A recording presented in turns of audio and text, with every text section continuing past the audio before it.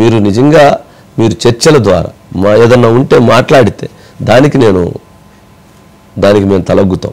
అంతేగాని ఎట్ట మేము విధ్వంసం చేస్తాం, ఎట్లా మేము చేస్తే ఇది చేస్తామనంటే ఇది ఇండియా.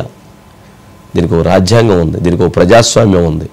ఇక్కడ ఎవరు అంత చూస్తూ ఉండేటువంటి పరిస్థితి అయితే లేదు. హైదరాబాద్కి మేము బ్రాండ్ అంబాసిడర్లు అని చెప్పుకునేటువంటి వాళ్ళు హైదరాబాద్ బ్రాండ్ అంబాసిడర్స్ ఎట్లా వ్యవహరిస్తారా? ఈ రకంగా వ్యవహరిస్తారా? కాబోయే కాలానికి రాజకీయ చక్రవర్తులు అని చెప్పుకునేటువంటి వాళ్ళు ఇలా వ్యవహరిస్తారా? సింగిల్ పాయింట్ అండి, భవిష్యత్తు రాజకీయ నాయకులుగా చెప్పుకునేటువంటి వాళ్ళు స్థితప్రజ్ఞత కోల్పోకూడదు, విచక్షణని కోల్పోకూడదు. వాళ్ళు అధికారంలో లేనప్పుడే ఇలాంటి విచక్షణ కోల్పోయి స్థితప్రజ్ఞత కోల్పోయి ఈ రకమైనటువంటి దాడులకి పాల్పడితే రేపు భవిష్యత్తులో అధికారంలో కూర్చోబెడితే ఆ రాజకీయ నాయకుల యొక్క లేక ఆ నాయకుడి యొక్క ప్రభావం ఏ విధంగా ఉంటుంది, ఆ నాయకుడి యొక్క ఆలోచన ఏ విధంగా ఉంటుంది? ఆయన ఆ అధికారంలో కూర్చున్న తర్వాత అతను విచక్షణ కోల్పోతే, అతను ఆ స్థితప్రజ్ఞత కోల్పోయి అతను ఈ రకమైనటువంటి వాటికి ఆ రోజు ఆ స్థానంలో ఉన్నటువంటి వ్యక్తి, ముఖ్యమంత్రి స్థానంలో ఉన్నటువంటి వ్యక్తి లేదా ఉన్నత స్థానంలో ఉన్న వ్యక్తి ఆ రకంగా పాల్పడితే అప్పుడు ఆ ప్రజాస్వామ్యం ఏమైపోవాలి, ఆ రాష్ట్రం ఏమైపోవాలి, ఆ ప్రాంత ప్రజలు ఏమైపోవాలి? ఇది చాలా లోతుగా ఆలోచించుకోవాల్సిన అంశం. ఇక్కడ ప్రాంతాలో లేకపోతే ఇంకోటి ఇది కాదు. దీన్ని డైవర్షన్ పాలిటిక్స్ కోసం దీన్ని ఒక స్ట్రాటజీగా ఉపయోగిస్తున్నారు. బట్ పోలీసులు అయితే మాత్రం మొన్న సంఘటన జరిగిన వెంటనే పోలీసులు కానీ ప్రభుత్వం కానీ చాలా సీరియస్గా రెస్పాండ్ అయింది. ఈ జరిగినటువంటి దాడి ఇంతవరకు ఎప్పుడు ఇట్లాంటి దాడి జరగలేదని చెప్పి వాళ్ళు స్వయంగా మొత్తం ఇన్వెస్టిగేషన్ టీం వచ్చారు. డీసీపీ విజయ్ కుమార్ గారు స్వయంగా ఆయన పర్యవేక్షణ చేశారు. వాళ్ళ టీం అంతా పర్యవేక్షణ చేసింది. చూసి వాళ్ళ ప్రకారంగా చట్టపరంగా వాళ్ళు ఏదైతే చేయాల్సిందో వాళ్ళు డిపార్ట్మెంటు గవర్నమెంటు వాళ్ళు చేయాల్సినటువంటి చర్య సమంజసంగా చేశారనేటువంటి దాన్ని కూడా మనం చెప్పాలి. మనం ఇక్కడ దాడి జరుగుతున్నప్పుడు సమాచారం ఇచ్చిన వెంటనే 10 నిమిషాల నుంచి 15 నిమిషాల మధ్యలోనే పోలీసు వారు ఇక్కడ రావటం, వచ్చిన తర్వాత స్వయంగా డీసీపీ గారు రావటం, వాళ్ళు వచ్చి దీన్ని ఆ రోజు రాత్రికే అరెస్టులు చేయటం కూడా జరిగింది. ఇక మహాన్యూస్ దీని పరంగా చట్టపరంగా ముందుకు వెళ్ళేటువంటి దానికి ముందుకి మా పోరాటం కొనసాగుతుంది. భయభ్రాంతులకు గురి చేస్తే భయపెడితే మాత్రం వెనక్కి తగ్గం. ఇది ఆలోచించుకోవాలి, ఇది ఒకటి ఆలోచించుకోవాలి. రైట్, బైట్స్ ఉన్నాయి సార్, 2 బైట్స్ ఉన్నాయి దీనికి సంబంధించి. ఎవరయ్యి ఒకసారి బైట్స్ ప్లీజ్.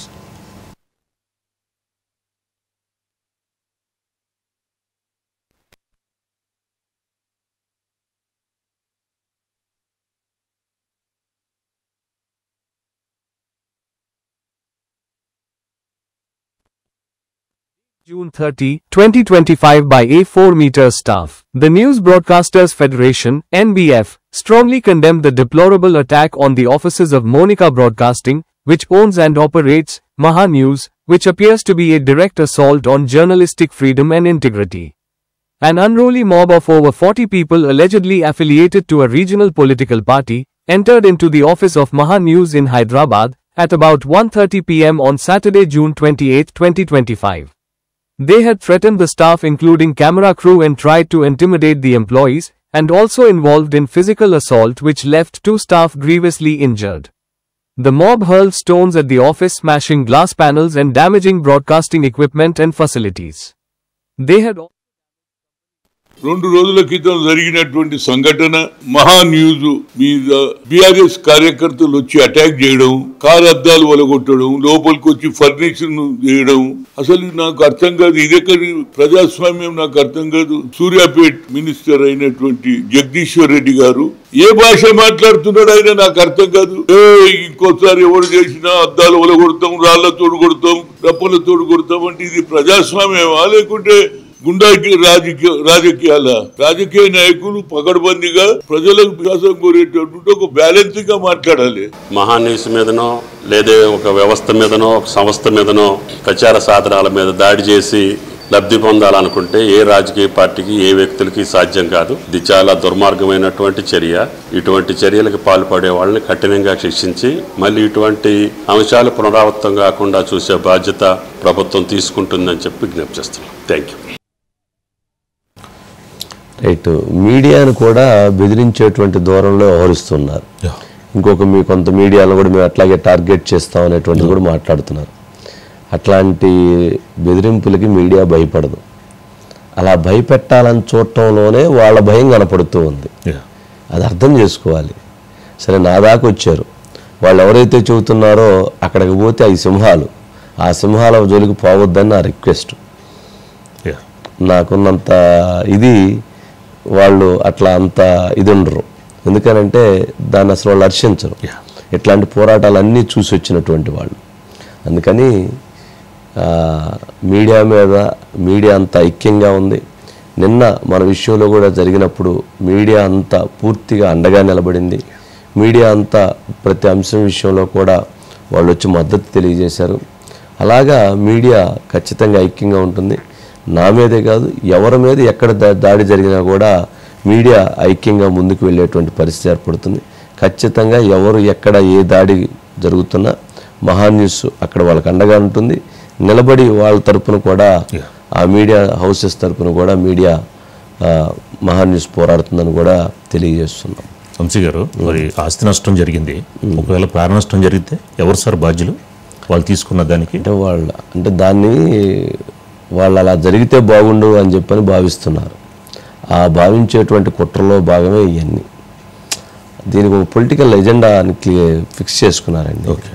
రాజకీయాల్లో 2 మార్గాలు ఉంటాయి, మంచి మార్గం, చెడు మార్గం. మంచి మార్గాన్ని ఎన్నుకున్నటువంటి వాళ్ళు సుదీర్ఘకాలం కొనసాగుతారు. చెడు మార్గాన్ని ఎన్నుకున్నటువంటి వాళ్ళు తాత్కాలికంగా ఇది అవుతారు తప్ప తర్వాత సక్సెస్ కాలేరు.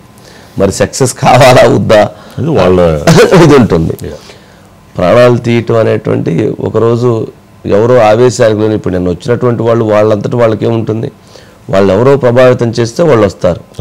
నేను వాళ్ళ కేసులు అయ్యి రేపు పొద్దున్న తిరిగి వాళ్ళకి ఇబ్బంది అయితే ఎవరది, వాళ్ళు దానికి ఇబ్బంది పడేటువంటి పరిస్థితి.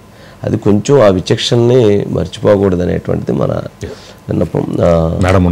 ఐసి గారు, గుడ్ ఈవినింగ్ అండి. ఏంటంటే భయపెట్టి భయభ్రాంతులు గురి చేయాలనేటువంటి ఆలోచనలు, అంటే ఆ రకమైనటువంటి విధానాలతో ముందుకు వెళ్ళాలనేటువంటి పోకడలు ఎలా చూడాలి? వంశీ గారు, ఖచ్చితంగా మనందరం కూడా ప్రజాస్వామ్యంలో ఉన్నాము.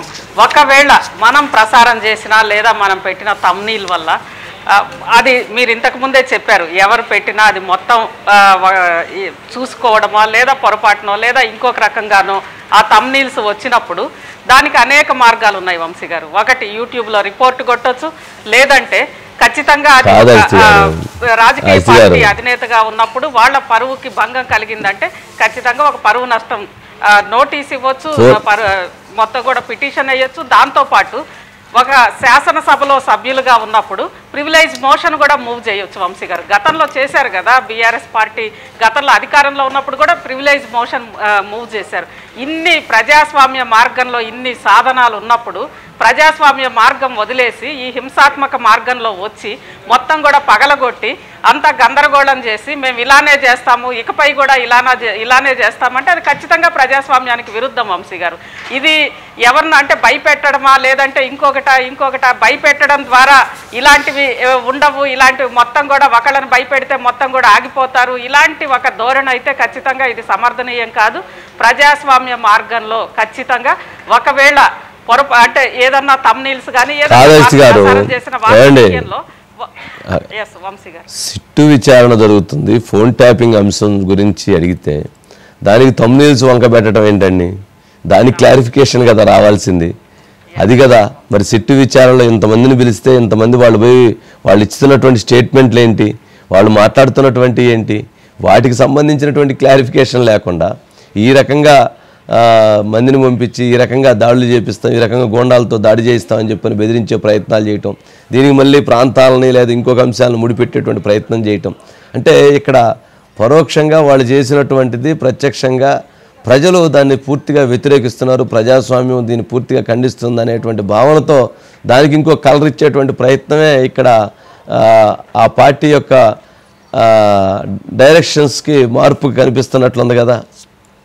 ఖచ్చితంగా వంశీ గారు, ఎందుకంటే ఒకటి సరే అది తెలిసి జరిగిందా తెలియక జరిగిందా, మొత్తానికి ఇక్కడికి వచ్చారు, చాలా హింసాత్మక మార్గంలో ఇక్కడ జరిగిన విధ్వంసం మొత్తం ఆ దేశం అంతా కూడా చూసింది.